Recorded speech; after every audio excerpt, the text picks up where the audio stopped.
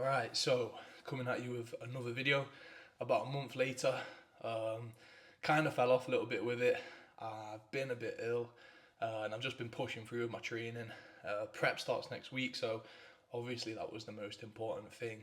But yeah, if I didn't feel like making a video, I felt like you guys weren't going to want to watch the video, so here we are.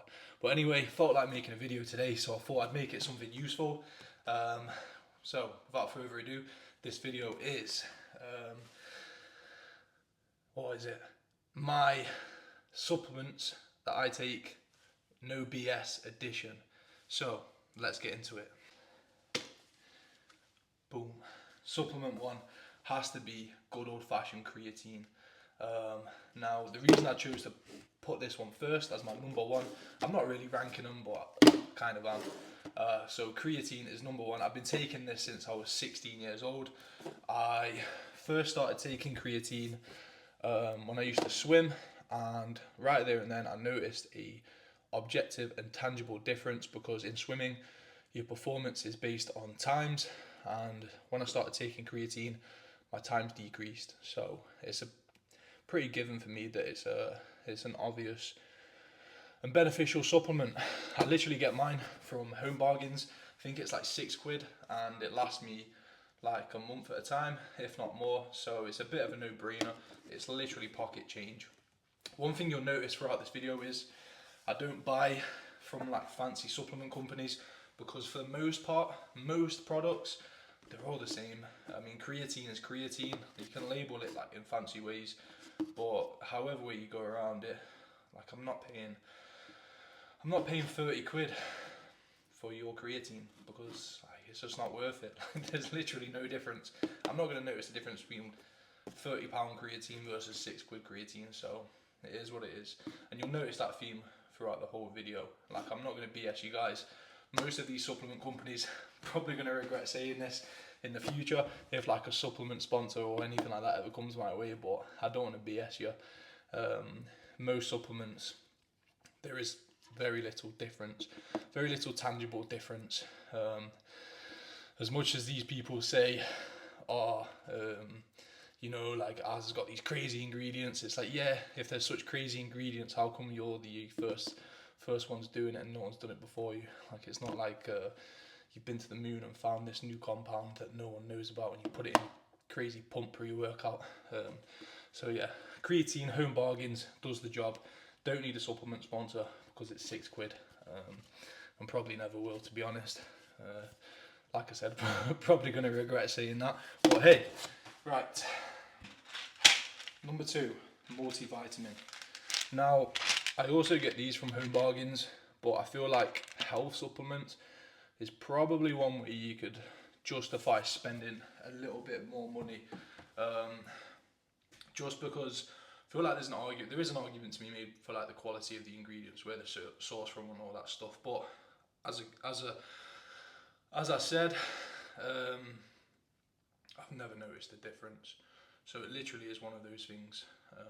But yeah, multivitamins, I don't notice a difference taking these. I've gone through periods where I've not taken these for like a year, months, and I've not noticed a difference. Like, my skin's not turned green, my hair hasn't fell out. But for the sake of how much they are from Home Bargains, they're like £4. It's one of those, like, take them, and yeah, like, worst case scenario, I'll waste a bit of money. So yeah. Anyway, moving on. So number 3, cod liver oil, omega-3s. So yeah, this is another health supplement, and this is probably a big one. Like, if I could, I would probably buy a very high quality cod liver oil / omega supplement. Just because, like, there is an argument to be made about like the quality of the product. You've got like mercury levels, stuff like that. Arguably, the more processed the omega product is, the better, because they like filter out all the bad stuff that can accumulate in the seas, in the fish. So yeah, that's probably one where I would like fork out a little bit of money for. But yeah, I just take a few of these a day. Don't take too many, but with fish being quite expensive, especially in the UK, it's like £4 for a pack of salmon, which is crazy. I think omegas, especially omega-3, you don't really get a lot in your diet unless you're crazy rich. You eat fish every day, or you live somewhere in the world where fish is more abundant, like the Nordics or North America, like Alaska or something mad, which many of you probably don't. So yeah, cod liver oil, high quality ones are better, so if you can, that's where you should spend your money.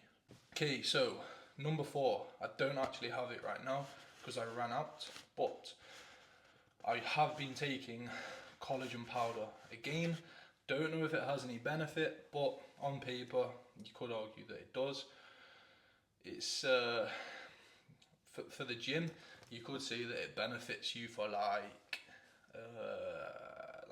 joints, joint health and stuff like that. But I'll be honest with you, the main reason I started taking it was for my skin. I just want to age well. I don't know. I hope that's not too vain having that desire. But yeah, I'm really bad at skin routines. I hate putting like creams on my face and stuff and like just wasting time like rubbing stuff on my face. It does my head in. I'm a bit of a lad in that way. Like I just can't be bothered. I've bought stuff in the past. I stick to it for like a few weeks, and then I just sack it off because I can't be bothered rubbing all these ointments on my face. So collagen powder is just like my way of cheaping out. Well, not cheaping out, but it's just an easy way. Like you scoop some powder in a drink, and then you're good to go basically. So yeah, but anyway, so where are we? I think we're on number 5. So this is a pump product. Again, I'm not sure if this actually does anything,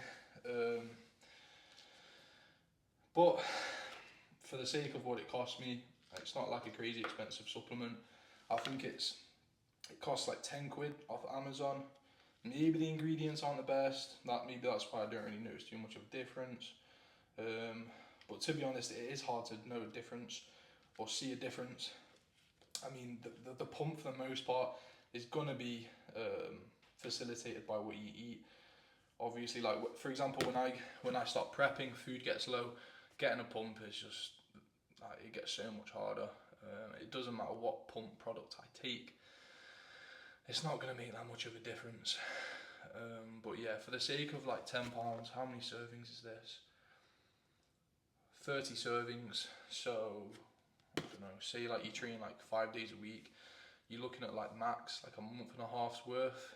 So yeah, I think this has lasted me for the whole of this bulk, which is more than a month and a half. So I've obviously not been taking enough servings. Maybe that's why I've not noticed a massive difference. But yeah, pump product.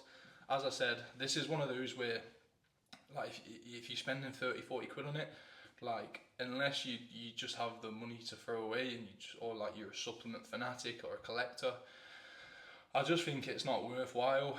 I don't know, maybe you've tried some pump product that I haven't that you deem worth it, but that's my stance. So yeah, no BS. Literally the cheapest pump product I could find, and it does have some decent ingredients. Like it's not just like sugar or anything like that. It's got citrulline in, cyclic dextrin, and all those other things that give you a pump. Last but not least, or kind of least, because I really don't like endorse people use these. So essential amino acids, it's literally just protein. I mean, I've just got to the point where for the money that I spent on these, I think it was like £10 again. If it gave a difference, it gave a difference.